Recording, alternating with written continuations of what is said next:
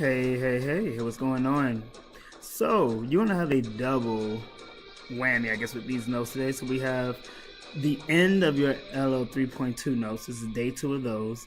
We're also going to have in your your WL2.3 notes on race and fantasy.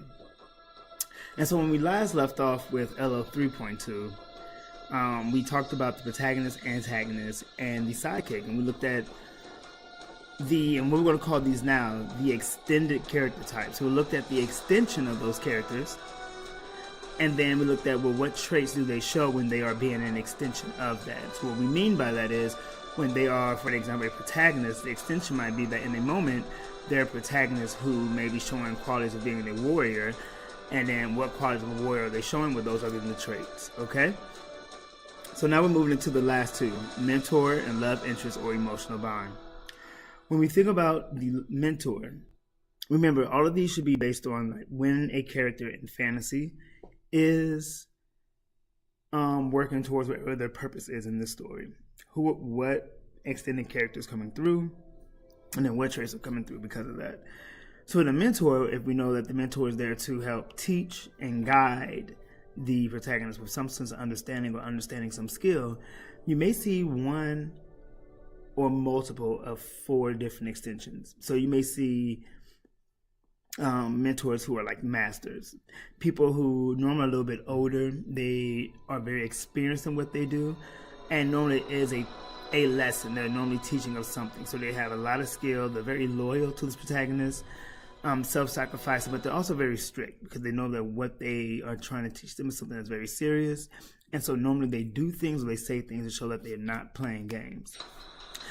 Next is your wise person, who normally could be a little bit older, and these are very calm, gentle individuals, very serene, very loyal, very self-sacrificing. These are mostly like your Yodas, people who, can just be very serious in tone without being aggressive, but the protagonist knows that everything this person has to say is based on years of wisdom, years of living through things, and years of experiencing things. Next, you have your counselor.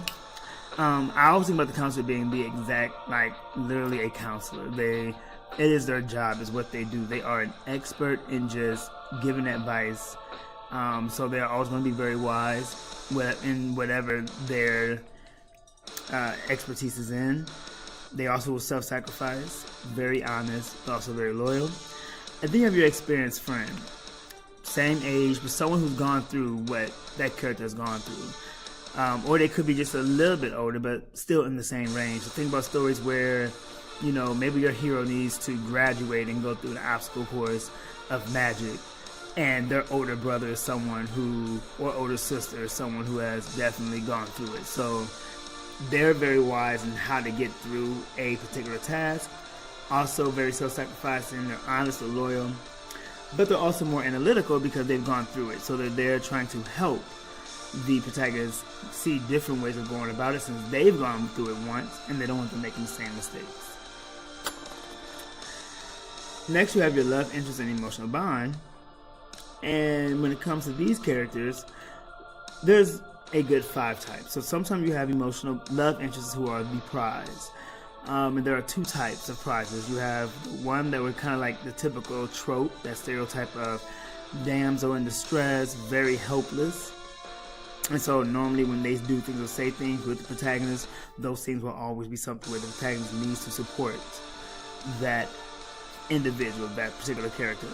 But then you have some where you have the character who is very standoffish, maybe very difficult to understand, very difficult to love. And protagonists may love them dearly, but there is no love back because for this love interest, he or she doesn't see the protagonist is having qualities that they want.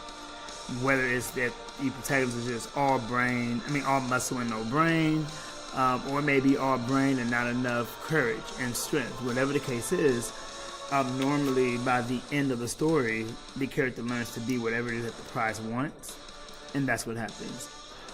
Then you have the best friend, which is very similar to the friend with sidekick that we had in the other notes, which is 3.2, day 1. And the friend can either be an emotional bond, someone who they grew up with and they really, really value and care for, or it's a best friend turned into a lover situation where things kind of cultivate. Then you have your family, which we know is the emotional bond, not incest here, people. And so we have the grandparent and the mother and the father who definitely have a place in the protagonist's heart, and if anything were to happen to them, they will go out of their way to make sure they protect them. Very honest, very supportive people, very caring people, very loving people, very self-sacrificing as well, especially for whatever it is that they know that the protagonist needs to do something for the betterment of society. They will handle that. Lastly, you have, next is alter ego. Normally have opposite traits of the protagonist, as it says there. So we're talking about anytime they're in a scene together, this character, this love interest, normally will inform the protagonist of little things that he or she does that they don't do because they know better. Whether it's, why are you always going head first into a building? Is because you think that you're strong? You know, sometimes you may hurt yourself. You never know who could maybe ambush you. You gotta sometimes be strategic. So being all the other qualities that the protagonist needs in order to be a well-rounded hero or heroine. And then boy, girl next door, these are the love interests that kind of put the protagonist in very safe, makes the protagonist feel safe, makes the protagonist very vulnerable. His or her guard is down because when they're together, they're just easy to talk to. They make them feel good. Because they're just that personable. But at the same time, they don't really have a story, so you don't know too much about them, at least not in the beginning. So they're very mysterious, and sometimes the other stories that end up being where this love interest, their father or their mother is the actual villain that's taking care of all these things, and now I have a new conflict. Out of love, what do I do based on your family kind of situation? So that is the second day of 3.2. Alright, now when it comes to racing fantasy, I'm going to just give the overall overview and then just let you kind of like look at the notes and just be very clear with those.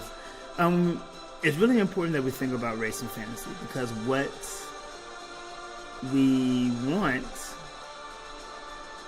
is to ensure that all readers of all races can pick up a fantasy book and be able to see themselves in it and get lost in that book, because we know the purpose of fantasy, which is to help readers engage with issues of life struggles and personal struggles.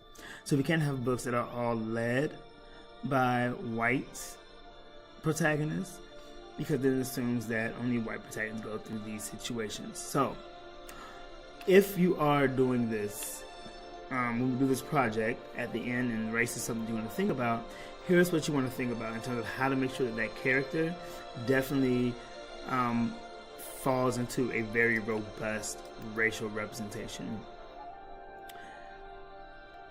So we have art style, way of life, names with culture, history. You kind of see them all there. A lot of people only think about skin, but skin tone can go many different ways, which is where culture, history, and language comes in. Because there are definitely fair-skinned black people, there's fair-skinned Latino people, there's fair-skinned they refer to Native Americans, dark-skinned Native Americans, and so just say someone has dark skin doesn't do enough. And so you want to make sure that you can show all these different components of that character to show they are definitely part of a different race that you want to get across. When we talk about the different races, is what you can choose from. Here we are. We also decided to include biracial, so the ability of just mixing races, which is fine, because they definitely do. And we just know with times changing and the census, we know that by 2050 we're going to have a very, about 50% of us will be, 50% of the nation will be biracial. So definitely need to include that as a particular, quote, race. Now, the 4 reasons that we talked about in terms of why we need these protagonists to be very obviously non-white. 1, fairness. An article we read shows that black people have to always try to project themselves in the stories, but white people pick up fantasy stories and always assume that they're white. So it's not really fair that black readers or non-white readers have to do more work when reading fantasy. It's important to let white readers also go through that same process. Encourage open-mindedness, especially when we think about adaptations going from book to film, and readers reading something and assuming that when they see it in film it's going to be all white cast. That is a problem. So the article we read talked about Fantastic Four going from the comic to the film and having Michael B. Jordan, and how people were just so lost and confused about, well, how is Sue and Johnny going to be brother and sister if now Johnny is black? And just showing that no one's being able to think. You're being very closed-minded to all the ideas in which that could work, whether it's through adoption, having a really robust storyline about taking in a close friend to the family.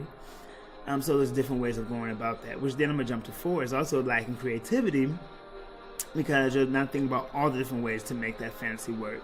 In addition to that, also thinking about all the different ways to bring different races into fantasy, whether it's, what would a Latino vampire look like and feel like, what would an Asian werewolf look like, feel like, and so on and so forth. So allowing their minds to pretty much go into a different space other than what they're used to. And then going up, one thing about stereotypes, absolutely, because right now when you think about dark characters, we always align them with being villains, and so getting rid of that. And so if there was more books with obvious non-white protagonists, especially in fantasy, it will help to reduce. This says stop, and a good student said, you can never stop stereotypes, and absolutely right, but we can definitely reduce some of them. And so reducing readers' ideas of what it means to be a dark character in a story. And also, when you do have dark characters, reducing stereotypes of, well, in that, how do you portray light skin versus dark skin? Because that's also something as well. Whew. So these are a lot. So those are both two sets of notes. You have your race notes, WL2.3, which I just finished. And then you have LL3.2 day 2 at the very beginning. So if you do not have these notes, let's get those in there. Enjoy your 3-day weekend.